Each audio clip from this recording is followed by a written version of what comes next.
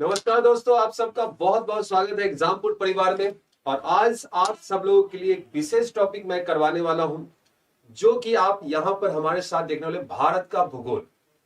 तो आज हम लोग भारत का भूगोल इंडियन ज्योग्राफी के पार्ट में आप सब लोगों के लिए टॉपिक जो मैं लेकर आ रहा हूं वो रहेगा यहां पर सॉइल का टॉपिक मैं आपको यहां पर करवाने वाला हूं। तो एक हेडिंग करना है soil.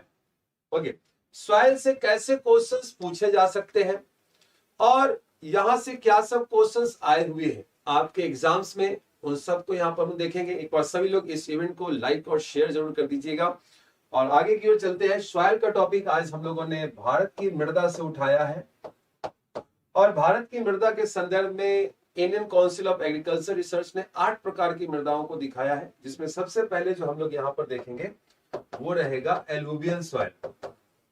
The first one is the alluvial soil. Okay, alluvial soil के टॉपिक को आज हम लोग यहाँ पर देखने वाले। जलोढ़ मृदा, यही मिट्टी जो हो जाती है आपको दोमट मृदा हो जाती है, ठीक। और इस मिट्टी का निर्माण जो होता है आप देखेंगे कैसे। तो ये मिट्टी रेत, सिल्ट और क्ले से मिलकर बनती है, जिसको कि हम लोग मृतिका कहते हैं, जिसे हम लोग मृतिका कहते हैं। ओके, सो सबसे पहले पॉइंट यहां पर होगा कि ये मिट्टी बनी कैसे, हाउ इट फॉर्म्ड। सो इस मिट्टी का निर्माण और जलोढ़ मृदा का निर्माण नदियों के द्वारा लाए गए अवसादों एवं गाद के निक्षेपण से हुआ है। ये आपका एक पॉइंट रहेगा यहां पर। जलोढ़ मृदा का निर्माण, जलोढ़ मृदा का निर्माण नदियों के द्वारा लाए गए, नदियों के द्वारा लाए गए अवसादों एवं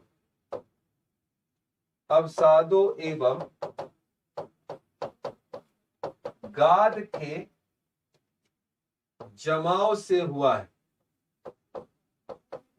अवसादों एवं गाद के जमाव से हुआ है। तो सबसे पहला पॉइंट ये होता है कि इस मिट्टी का निर्माण कैसे हुआ है। तो जलोढ़ मृदा का निर्माण अवसादों एवं गाद के जमाव से होता है, निक्षेपण से होता है। इसी को आप जमाव के शब्द के जगह पर वर्ड यूज कर सकते हैं, निक्षेपण। ओके, निक्षेपण। अब जो पॉइंट यहां पर बनता है, यह मिट्टी जो है मोस्ट फर्टाइल सॉइल है, सर्वाधिक उपजाऊ मृदा है। भारत की सर्वाधिक उपजाऊ मृदा अगर कभी पूछी जाए तो आपका मिट्टी कौन रहेगा, जलोढ़ मृदा रहेगा। लैक ऑफ, यहां पर आप दिखाएंगे नाइट्रोजन, फास्फोरस एंड ह्यूमस। यहां पर नाइट्रोजन, फास्फोरस एवं ह्यूमस की कमी पाई जाती है। नाइट्रोजन, फास्फोरस एवं ह्यूमस की कमी पाई जाती है। रिच इन पोटास, और मैक्सिमम प्रेजेंस भी लिख के रखिएगा, maximum presence, rich in potash. इस मृदा में पोटास अधिक पाया जाता है, बट इसमें नाइट्रोजन, फास्फोरस की कमी होती है। ये जो सॉइल जो है ये अजोनल सॉइल है, ये अंडर डेवलप सॉइल है, अविकसित मृदा है। ये अंडर डेवलप सॉइल है। तो ये आप दिखाएंगे कि यह अक्षेत्रीय, अकटिबंधीय,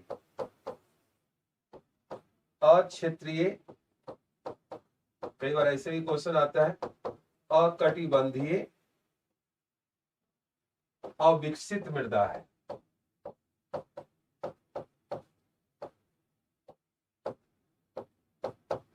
क्यों ऐसा हम लोग कहते हैं, क्योंकि यह डेवलप नहीं हुआ है, यहां पर सॉइल के प्रोफाइल डेवलप नहीं हो पाए, ठीक। अब देखिए जरा से, यहां पर इसमें किसी भी प्रकार के फसल का उत्पादन किया जा सकता है। Any kind of crops can be grow in this soil, ठीक। अब देखिए एक पॉइंट यहां पर, it is occupied on maximum 40% part of total land area of India. यह भारत के कुल भू क्षेत्र के सर्वाधिक 40% भाग पर पाई जाती है। यह भारत के कुल भू क्षेत्र के सर्वाधिक 40% भाग पर पाई जाती, ठीक है, सर्वाधिक 40% भाग पर पाई जाती। अब इनके जो एरियाज को हम लोग अगर देखें, एरिया कहां होगा, तो प्रॉपर आप दिखाते हैं great northern plains, great northern plains आप यहां पर दिखा रहे हैं, एंड कोस्टल एरियाज, तटीय क्षेत्रों में। तो ये उत्तर के विशाल मैदान एवं तटीय क्षेत्रों में पाया जाता है। अगर हम लोग चर्चा करें उत्तर का विशाल मैदान की, तो उत्तर का विशाल जो मैदान होता है वो सिंधु, सतलज एवं ब्रह्मपुत्र का मैदान होता है। बट अगर यही चीज आपको इस तरीके से पूछी जाए, तो उत्तर का विशाल मैदान भारत के संदर्भ में, भारत में उत्तर का विशाल मैदान, भारत में उत्तर का विशाल मैदान अगर पूछा जाता है, तो ये कौन सा हो जाएगा, ये आपका हो जाता है सतलज, गंगा एवं ब्रह्मपुत्र का मैदान, सतलज, गंगा एवं ब्रह्मपुत्र का मैदान, ठीक है, ये भी ध्यान में रखिएगा, सतलज, गंगा एवं ब्रह्मपुत्र का मैदान। ओके, अब इसका निर्माण जो हुआ है, इसका निर्माण जो आप दिखाएंगे,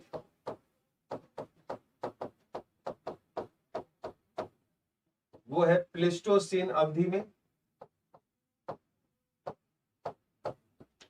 इसका निर्माण जो आप दिखाते हैं प्लेस्टोसीन अवधि में। ये कैसे निर्माण होता है, जरा सा इसको हम लोग देखते हैं। ये आपके सामने में शिवालिक हमने दिखाया उत्तर की तरफ में, और यहां पर आपके सामने में गर्तनुमा आकृति में फोरलैंड का भाग आपको देखने को मिल रहा है। एक अग्र गर्त का भाग आप दिखा रहे हैं यहां पर। ये जो शिवालिक के जो अग्र गर्त का भाग, जो कि तैथिस सागर का क्षेत्र है, तैथिस सागर का क्षेत्र आप दिखाते हैं। इसमें नदियों के द्वारा लाए गए मैक्सिमम हिमालय की नदियां आ रही हैं, और इस तरफ से भी नदियां आ रही हैं, दोनों तरफ से नदियां आ रही हैं। ये जो रीजन आपके सामने में आप जो देख रहे हैं, ये प्रायद्वीपीय भारत है। ये वाला भाग जो है प्रायद्वीपीय भारत है, और इधर हिमालय है, दोनों तरफ से नदियां आ रही हैं, और लाकर यहां पर क्या करेगी, तो अवसादों का जमाव करते हैं। अब ये भाग पूरी तरह से भर गया। अब अगर यहां पर जो देखिए, मैं कुछ कंसेप्चुअल चीजें अभी आपको करवाता हूं कि जो सर्वाधिक जो डेप्थ जो होता है उत्तर के विशाल मैदान का, देखिए एक पॉइंट मैं आपको दिखाता हूं। उत्तर का विशाल मैदान, अगर ये भाग है, तो इधर की तरफ है आपके सामने में शिवालिक, और इस तरफ में आपके सामने में है पठारी क्षेत्र, प्रायद्वीपीय पठारी क्षेत्र। तो पठारी क्षेत्र की तरफ कम गहरा है, शिवालिक की तरफ में अधिक गहराई पाई जाती है। विशाल मैदान की बात करें तो अधिक गहराई जो होगी वो शिवालिक की तरफ में होगी, और ये पूरा का पूरा भाग क्या हो गया, तो भर गया। ठीक है, पूरा का पूरा भाग आपको भर गया। तो ये शिवालिक के अग्रगर्त के संदर्भ में दिखाया गया हुआ है। यहां पर अगर हम लोग देखें तो प्राचीन काल में इंडो ब्रह्म नामक नदी प्रवाहित होते हुए बताई जाती है और उसी में आपको ये अवसादों का जमाव हो रहा है। तो इन भागों में नदियों के द्वारा लाए हुए अवसादों का क्या हो गया, निक्षेपण हो गया, अवसादों का निक्षेपण हो गया, जमाव हो गया और ये आपको बन गया क्या, तो उत्तर का विशाल मैदान। ठीक इस प्रकार से निर्मित हुआ है प्लेस्टोसीन अवधि में। सारी चीजों को ध्यान रखिएगा। अब मैं आपको दिखाता हूं कि यहां पर चर्चा होगी भाबर तराई और बांगर खादर की। अब हम लोग चर्चा किसकी करेंगे, भाबर तराई बांगर और खादर, भाबर तराई बांगर और खादर। इनको भी जानना यहीं पर जरूरी है, क्योंकि जब तक आप इनको नहीं जानेंगे तो सारे क्वेश्चन सॉल्व नहीं हो पाएंगे। यहीं पर मैं आपको दुआ भी बताऊंगा, ठीक है, यहीं पर मैं आपको दुआ भी बताता हूं। सबसे पहले चीजों को समझिए कि ये जैसे हमने शिवालिक का भाग दिखाया, ये शिवालिक का भाग दिखा दिया और ये भाग आगे की ओर ऐसे जा रहा है। अब देखिए कुछ रीजंस हम लोग यहाँ पर दिखा रहे हैं कि ये जो भाग आपके सामने में है, यहाँ पर बड़े आकार के चट्टानी टुकड़े देखने को आपको मिल रहे हैं। जैसे ही आप इनके निचले भाग की ओर पहुंचते हैं तो यहाँ पर छोटे आकार के चट्टानी टुकड़े हो जाते हैं। देखिए यहाँ आपको स्पष्ट रूप से देखने को मिलेगा और ये रीजंस अलग अलग आपके सामने में। तो जो फर्स्ट रीजन है यही कहलाता है आपका भाबर, और भाबर जो होता है वो हिल्स एरिया है। इसकी अभी हम लोग चर्चा करेंगे जस्ट अभी। ये हिल्स एरिया है। देन इसके बाद जो रीजन आ रहा है ये आपके सामने में है तराई, जिसको हम लोग फुट हिल्स एरिया कहते हैं, जिसे हम लोग फुट हिल्स एरिया कहते हैं। इसके आगे की ओर जब आप जाएंगे तो देखिए ये नदी के बाढ़ का जल यहां तक पहुंच रहा है और ये जो रीजन जो आप दिखा रहे हैं ये रीजन पूरा का पूरा हो जाता है खादर। ये वाला भाग बन जाता है खादर और इसके आगे का जो भाग बनता है, इसके आगे का भाग जो आपके सामने बन रहा है वो है बांगर। तो ये खादर बांगर भी मैंने दिखाया और सबके डिटेल्स भी अभी हम लोग करने वाले, फिर नदी क्या आ जाती है अपने लास्ट स्टेज में जाकर डेल्टा का निर्माण कर। तो अभी हमें जो समझना है कि भाबर क्या क्षेत्र है, कौन सा क्षेत्र, कैसी स्थिति है, बांगर खादर तराई, इन सब के बारे में। तो हमने सबसे पहले देखा है कि जो शिवालिक में जो आप देखेंगे कि भाबर प्रदेश जो होता है, अब एक एक करके चर्चा करते हैं। आइए हेडिंग करेंगे हम लोग भाबर। अब हम लोग हेडिंग करते हैं क्या, भाबर।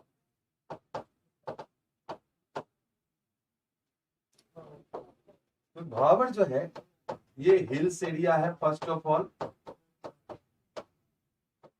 भाबर क्या है, तो हिल्स एरिया है। ठीक, ये अराउंड 8 से 16 किलोमीटर के विड्थ में आपको देखने को मिलेगा। यहां पर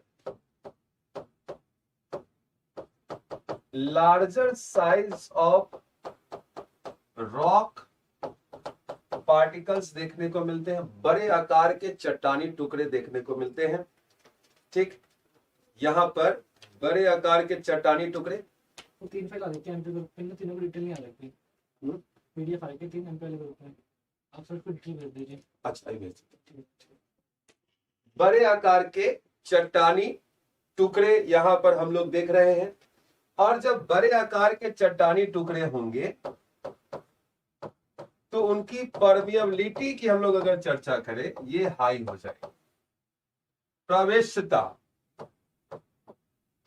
प्रवेशता जो होगी वो अधिक हो जाएगी। कैसे, देखिए, अगर बड़े आकार के चट्टानी टुकड़े इस प्रकार के हैं तो इनके बीच में गैप क्या होंगे, अधिक होंगे।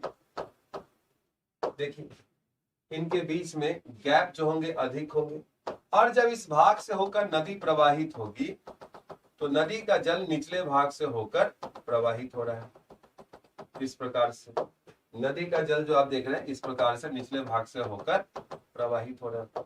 तो नदी में का जल जो है नीचे की ओर प्रवेश अधिक कर जा रहा है, क्योंकि यहाँ पर रंध्र अधिक पाए जा रहे हैं। रंध्र अधिक है, ठीक, पोरस अधिक है, तो नदी का जल नीचे की ओर बैठ जाएगा। कई ऐसे स्थान होंगे जहां पर लगेगा जैसे कि नदियां लगभग विलुप्त हो गई। तो 2 पॉइंट यहां पर और लिखना है। इस क्षेत्र में नदियां निचले क्षेत्रों से होकर प्रवाहित होती हैं। इस क्षेत्र में नदियां निचले भागों से होकर प्रवाहित होती है। इस क्षेत्र में नदियां निचले भागों से होकर प्रवाहित होती है। Reverse flows through lower layer of this region. Rivers flows through lower layer of this region. Then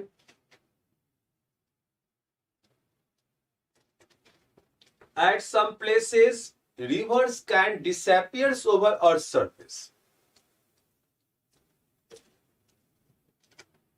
At some places rivers can disappear over Earth's surface. नदियां कुछ स्थानों पर लगभग विलुप्त हो जाती है। नदियां कुछ स्थानों पर लगभग विलुप्त हो जाती है। क्लियर हो गया पॉइंट? यह है आपका भावर। तो भावर के क्षेत्र में जब नदी निकलती है तो देखिए यहां से नदी ग्लेशियर से आई और ये इस निचले भाग से होकर प्रवाहित हो रही है, निचले भाग से होकर प्रवाहित होती है। अब जैसे ये तराई के रीजन में आएगी तो यहाँ पर चूंकि छोटे छोटे अवसादों की मात्रा है, चट्टानी टुकड़े हैं, तो यहाँ पर नदी ऊपर आ गई और फिर ये नदी आगे की ओर इस प्रकार से मूव करेगी मैदानी भाग में, और आप देखेंगे कि ये मैदानों में बाढ़ के जल के रूप में भी मूव करेगी। ठीक, सो नेक्स्ट हम लोग आ रहे हैं, भावर हो गया है। भावर का एग्जाम्पल आप ऋषिकेश दिखा सकते हैं and the upper hills region दिखा सकते हैं। नेक्स्ट हम लोग आ रहे हैं, वो कौन सा होगा? अब आपके सामने में आ रहा है तराई। तराई रीजन कौन से होंगे ये जरा देखते हैं। तराई की अगर हम लोग बात करते हैं तो ये फुट हिल्स एरिया है।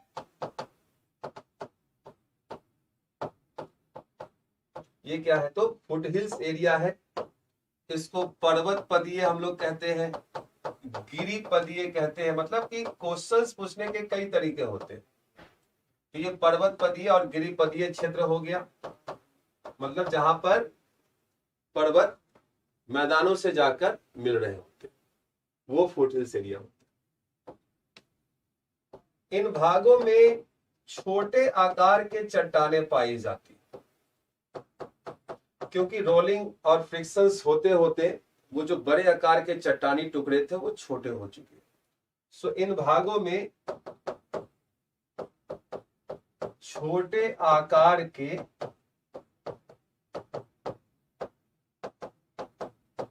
चट्टानी टुकड़े पाए जाते हैं।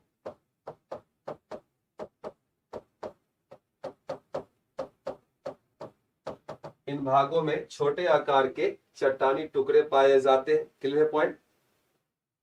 अब देखिए जरा, इन भागों में छोटे आकार के चट्टानी टुकड़े पाए जाते हैं। नेक्स्ट हो जाएगा, अब जब छोटे आकार के चट्टानी टुकड़े होंगे तो इनकी प्रवेशता क्या हो जाएगी? कम। यहां पर आपको दिखाना है परमिलिटी क्या हो गई? कम।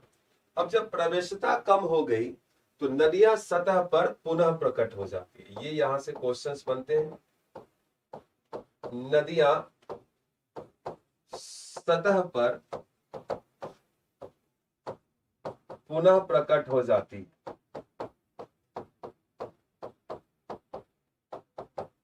नदियां सतह पर पुनः प्रकट हो जाती है, ध्यान रखिएगा। रिवर्स री emerge over earth surface just because of the less permeability and the smaller size of rock particles are. छोटे आकार के चट्टानी टुकड़े पाए जाते हैं। अब नदियां जब सतह पर पुनः प्रकट होंगी और उनका कोई बैंक नहीं होगा तो वो क्या हो जाएंगी, फैल जाएंगी और फैल कर यहाँ पर दलदली मृदा का निर्माण हो जाएगा। तो आप देखेंगे कि तराई रीजन में दलदली मृदा पाई जाती है, सघन वन पाए जाते, थिक फॉरेस्ट पाए जाएंगे। इन भागों में सघन या घने वन पाए जाते हैं। आप चले जाइए हरिद्वार, रामनगर, नैनीताल की तरफ में, मुजफ्फरनगर, सहारनपुर की ओर में, तो थिक फॉरेस्ट आपको देखने को मिलेगा। यहां पर मलेरिया का प्रकोप आपको ज्यादा देखने को मिलेगा। मलेरियल डिजीज की हम लोग अगर बात करें आर कॉमन हियर, इन भागों में मलेरिया का प्रकोप अधिक आपको देखने को मिलेगा। तो ये आपका जो पॉइंट बनते हैं ये तराई के रीजन से बनते हैं। एग्जाम्पल के तौर पर आप इसको हरिद्वार कर सकते हैं, हरिद्वार में, सहारनपुर में, इन भागों में कई सारे जो तराई रीजन होते हैं आपको वेटलैंड्स देखने को मिलेंगे। वेटलैंड्स देखने को जैसे कि हैदरपुर को यूपी में अभी रिसेंटली वेटलैंड्स में सम्मिलित किया गया, हैदरपुर का रीजन में जो झील है, ठीक है। तो वो भी चीजें आपको ध्यान में रखने की जरूरत है। नेक्स्ट अब हम लोग आ रहे हैं कि नदियां अब मैदानों में प्रवेश कर चुकी। अब जब नदियां मैदानी भाग में प्रवेश करेगी तो इसमें जब अवसादों की मात्रा बढ़ती है, उसके जमाव होते हैं, नदी में जल की मात्रा बढ़ती है। तो देखिए एक जमाने में नदी यहां तक पहुंच रही थी। एक जमाने की बात है जब नदी यहां तक पहुंच रही, काफी चौड़ी नदी थी इन भागों में। अब नदी के जल की मात्रा कम हो चुकी है, यहां तक पहुंचती हो, तो इन भागों में एलुवियल सॉइल का डिपोजिशन हो गया। बट इन रिसेंट सिनेरियो अगर आप देखेंगे तो अब क्या स्थिति है, अब आप दिखाते हैं कि नदी,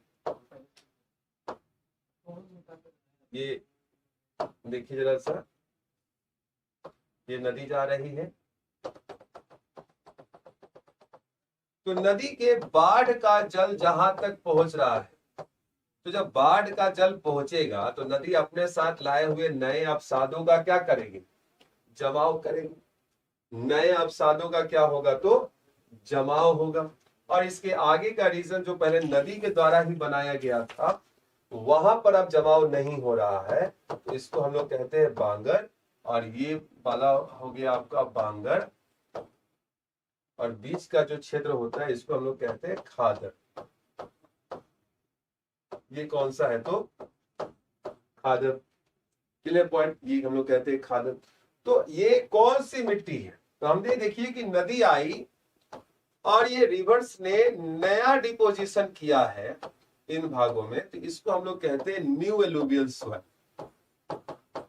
ये आपके सामने बन गया न्यू एलुवियल सॉइल, और ये वाली हो गई कौन सी, ओल्ड एलुवियल सॉइल। क्योंकि यहां पर नया निक्षेपण हो रहा है, यहां पर क्या हुआ है, तो नया निक्षेपण हुआ है। क्लियर पॉइंट, इस भाग में कि नया निक्षेपण हुआ है और यहाँ पर पुराना जमाव है, यहाँ पर पुराना जलोढ़ का जमाव है। तो यही जलोढ़क जो होता है, जिसका कि जमाव या अवसाद, गाद, मृतिका की जो मात्रा जो आपके सामने में होती है, इसमें भी मैं अगर आपको, तो ये पहला तो क्लियर हो गया ना कि ये पुरानी जलोढ़ मृदा है और ये बीच वाली नई जलोढ़ मृदा है। अगर आप हिंदी लिखना चाहे तो ऐसे लिख के रख लीजिए, पुरानी जलोढ़ मृदा और नई जलोढ़ मृदा। अब यहां पर भी एक पॉइंट लिख रखिएगा नई जलोढ़ मृदा के बारे में। एक तो ये सर्वाधिक मोस्ट फर्टाइल सॉइल हो जाएगा, जैसे लुवियल सॉइल फर्टाइल सॉइल, ये मोस्ट फर्टाइल होगा। नई जलोढ़ मृदा जो है, इसकी अगर हम लोग चर्चा करें, जहां बाढ़ का जल, ये लिख के रखना है, जहां बाढ़ का जल लगभग हर वर्ष पहुंच जाता है, तो बाढ़ का जल पहुंच जाएगा तो पॉइंट क्या है, तो यहां पर एक नया निक्षेपण हो जाएगा, एक नया जमाव हो जाएगा। तो यही आपका खादर हो गया, यही आपका बांगर हो गया। और फिर नदी तो डेल्टा का निर्माण करती है, फिर ठीक है, फिर नदी डेल्टा का निर्माण करती है, तो ये भी ध्यान रखना। अब जो देखिए कि यहां पर मैंने जैसे चर्चा किया दोआब, जैसे कि एक ये सिंधु नदी है और सिंधु की ये सब सहायक नदियां देखी, सिंधु की ये सब सहायक नदियां ऐसे। तो अब पॉइंट देखिए जरा सा, ये रीजन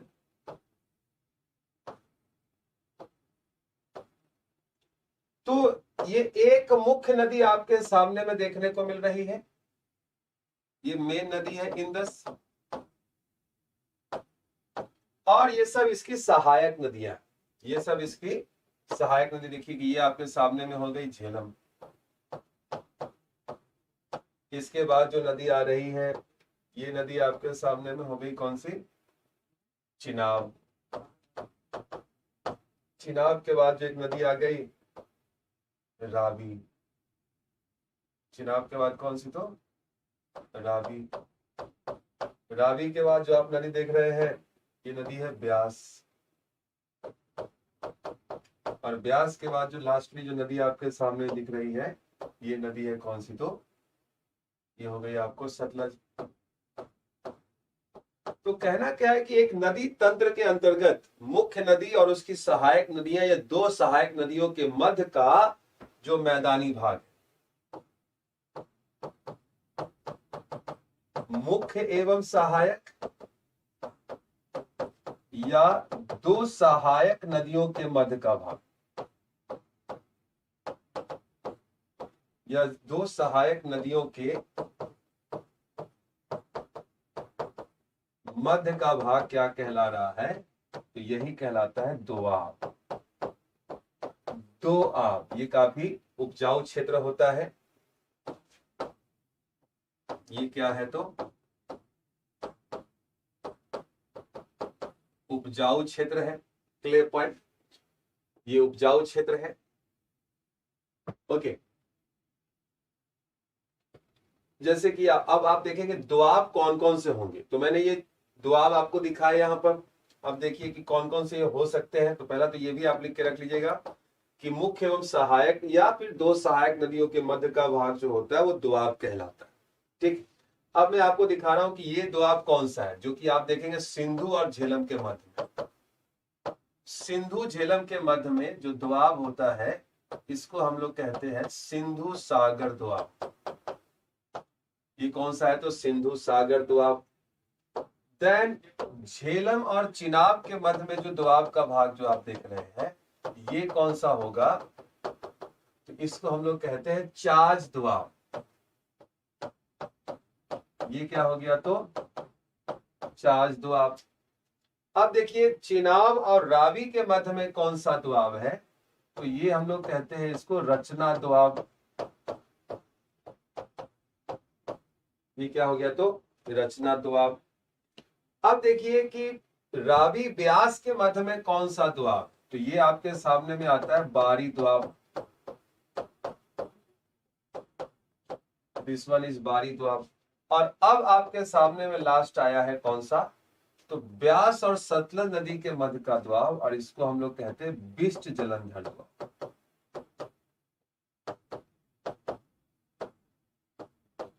बिष्ट जलंधर।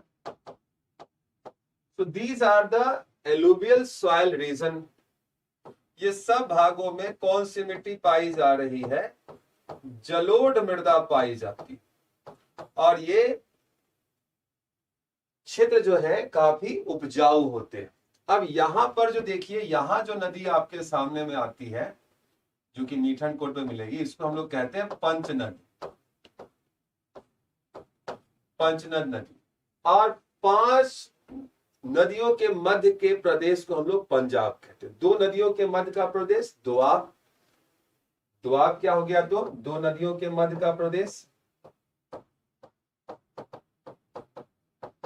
2 नदियों के मध्य का प्रदेश। और 2 नदियां भी अलग अलग नदी तंत्र से नहीं होगी, एक ही नदी तंत्र, ध्यान रखिएगा, एक ही नदी तंत्र होना चाहिए। माने कंसेप्ट को भी समझते चलना है ना, एक ही नदी तंत्र के अंतर्गत ये होना चाहिए, तब जाके इसको हम लोग क्या कहते हैं, दोआब कहते हैं। Clear point. तो हम लोग इसको क्या कहते हैं, दोआब कहते हैं। यहां तक के पॉइंट सभी को क्लियर हो रहे हैं? एक और बताइए जरा सा।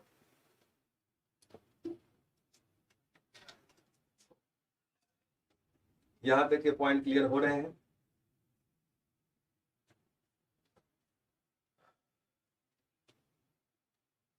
ठीक। तो अब हम लोग जो मूव करते हैं नेक्स्ट, आपको मैं दिखाता हूं soil, that would be the black soil. अब हम लोग ब्लैक सॉइल की ओर मूव करते हैं। तो आपको अच्छा खासा मैंने मैटर यहाँ पर दिया है कि एलुवियल सॉइल कैसे निर्माण होता है एलुवियल सॉइल का। अच्छा हाँ, ये मिट्टी रेतीली हो सकती है, ये रेतीली ये चिकनी हो सकती है और इसमें अवसादों की मात्रा बढ़ सकती है, मतलब सिल्ट की मात्रा। तो यही मिट्टी दोमट मिट्टी बन जाती है, ये रेतीली बन जाती है और ये चिकनी मिट्टी बन जाती है। तो चिकनी मिट्टी बन जाएगी जब क्ले की मात्रा अधिक होगी, दोमट बन जाएगी जब सिल्ट की मात्रा अधिक होगी, और रेतीली बन जाएगी जब रेत की मात्रा अधिक होगी। ठीक है, तो ये भी चीज आपको ध्यान में रखने की जरूरत है सॉइल के अंतर्गत, एलुवियल सॉइल में। और ये सारा डिटेल्स जो मैंने आपको कराया ये भी ध्यान में रखेंगे। उत्तर का विशाल मैदान को मैंने थोड़ा सा आपको डिफाइन कर दिया यहाँ पर। और एक छोटा सा पॉइंट और मैं आपको बताता हूं जो कि रहेगा किसका, ब्लैक सॉइल के बारे में।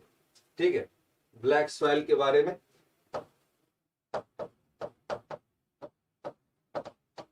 काली मृदा, ब्लैक सॉइल, काली मृदा, कैसे इसका निर्माण होता है देख लीजिए। तो इस मृदा का निर्माण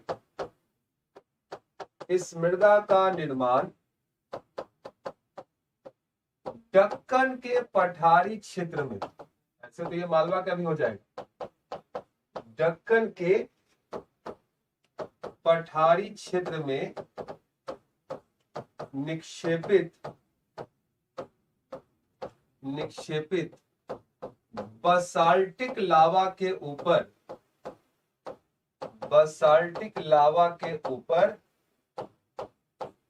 अपक्षय एवं अपर्दन की क्रिया के द्वारा हुआ है। अपक्षय एवं अपर्दन की क्रिया के द्वारा क्रिटेशियस अवधि में हुआ। ये भी मैं आपको लिखवा सकता हूं और सिंपली आप लिख के रख सकते हैं, क्रिया के द्वारा हुआ है। So it is formed by denudation process occurs above the Deccan Plateau region. Deccan Plateau region, which was formed by deposition of basaltic lava in Cretaceous period. इसमें भी क्या हो जाएंगे, तो lack of nitrogen, phosphorus and humus हो जाएगा। यहां कुछ बच्चे ह्यूमस के बारे में अगर जानकारी नहीं रखते होंगे तो बता दूं कि ह्यूमस जो होते हैं that is the decomposed materials of biotic things. Okay, decomposed materials of biotic things, जैविक पदार्थों के अपघटित स्वरूप होते हैं, इसी को हम लोग ह्यूमस कहते हैं। और जब ये बहुत बारीक महीन कण में बैक्टीरिया वगैरह के द्वारा बना दिए जाते हैं तो वही मिक्सअप हो जाते हैं सॉइल में, उसको हम लोग ह्यूमस कहते हैं। That is also rich in, आप दिखाएंगे, रिच इन पोटास। तो भारत में दो ही ऐसी मिट्टी है जिसमें कि पोटास पाया जाएगा, one is alluvial, second one is black soil. और एलुवियल में मैक्सिमम होगा, ब्लैक सॉइल में उससे कम होता है, ध्यान में रखिएगा। ठीक है, इसी को हम लोग जो लोकली स्थानीय नाम भी लिख लीजिए इसका, ब्लैक सॉइल का स्थानीय नाम हो जाता है रेगुण मृदा। ब्लैक सॉइल का स्थानीय नाम हो जाता है रेगुण मृदा। कहां पर, तो महाराष्ट्र में। And just because of maximum production of cotton, maximum production of cotton की अगर हम लोग चर्चा करें तो इस कारण से इसे हम लोग कॉटन सॉइल भी कहते हैं। तो ब्लैक सॉइल ही आपको क्या बन जाएगा, कॉटन सॉइल। इसे कपासी मृदा भी हम लोग कहते हैं। और प्रोडक्शन ऑफ कॉटन, एंड यहां पर एक नाम और मैं लिख देता हूं, ग्राउंड नट। ये हो जाएगा ग्राउंड नट। कपास एवं मूंगफली की खेती की जाती है यहाँ पर। ठीक है, कपास एवं मूंगफली की खेती की जाती है। नेक्स्ट जो आप यहाँ पर देख रहे हैं, इसके जो कुछ पॉइंट में लिख देता हूं, मैक्सिमम वाटर रिटेनिंग कैपेसिटी आप लिख कर रख सकते हैं। मैक्सिमम वाटर रिटेनिंग कैपेसिटी दिखाइएगा, सर्वाधिक जल अवशोषित करने वाली मृदा है ये, और ये ऑटो प्लग्ड सॉइल है। ये जो मिट्टी है ये ऑटो प्लग्ड सॉइल है, स्वतः जुताई की गई हुई मृदा है। इस मिट्टी का हम दिखाएंगे, स्वतः जुताई की गई हुई मृदा है। ऐसा इसलिए हो जाता है क्योंकि ये मिट्टी जो है, आप अगर देखेंगे तो जब मार्च अप्रैल मई का जब समय होता है, काफी ज्यादा सूख कर मिट्टी फट जाती है, इसमें क्रैक पड़ जाते हैं, बड़े बड़े आप देखेंगे दरार पड़ जाएंगे, क्रैक पड़ जाती है। और जब बारिश का समय आएगा तो वर्षा का जल काफी आंतरिक भाग तक इसमें प्रवेश करेगा, तो ये मिट्टी कुछ समय के लिए, तो मैं आपको बता रहा हूँ, कुछ समय के लिए दलदली मृदा तक बदल जाएगी और इसके बाद ये ऑटो प्लग हो जाती है, स्वतः जुताई की गई हुई मृदा बदल जाती है। तो ये भी ध्यान रखिएगा। इसका एरिया कौन सा हो सकता है ये लिख लीजिए जरा सा। एरिया जो लास्ट आप इसका लिख लेंगे, महाराष्ट्र, गुजरात, ये आपको दक्कन पठार के रीजन में, और बेसिकली यहाँ पर साथ में मालवा का पठार भी लिख के रखिएगा। मालवा के पठार पर बसाल्टिक लावा का निक्षेप है, तो यहाँ पर आपके सामने एमपी राजस्थान का भाग भी देखने को मिलेगा। ठीक है, तो ये सब पॉइंट्स हैं जो आपको ब्लैक सॉइल के संदर्भ में याद करने की यहाँ पर जरूरत है, चीजों को ध्यान में रखना है। और अब इन क्षेत्रों में भी अच्छी खासी खेती भी की जाती है। ठीक है, तो आज की क्लास को हम लोग यहीं तक रखना चाहेंगे। नेक्स्ट फिर आप लोगों से मुलाकात होगी नेक्स्ट क्लास में, तो कुछ इसके आगे के टॉपिक हम लोग लेकर चलेंगे, जहां पर आप जानकारी करेंगे red soil, laterite soil, peat soil, mountain soil, alkaline soil, dry soil, desert soil, तो उन सब की चर्चा करेंगे। आज के लिए इतना ही, फिर आप लोगों से मुलाकात होती है, तब तक के लिए नमस्कार, धन्यवाद।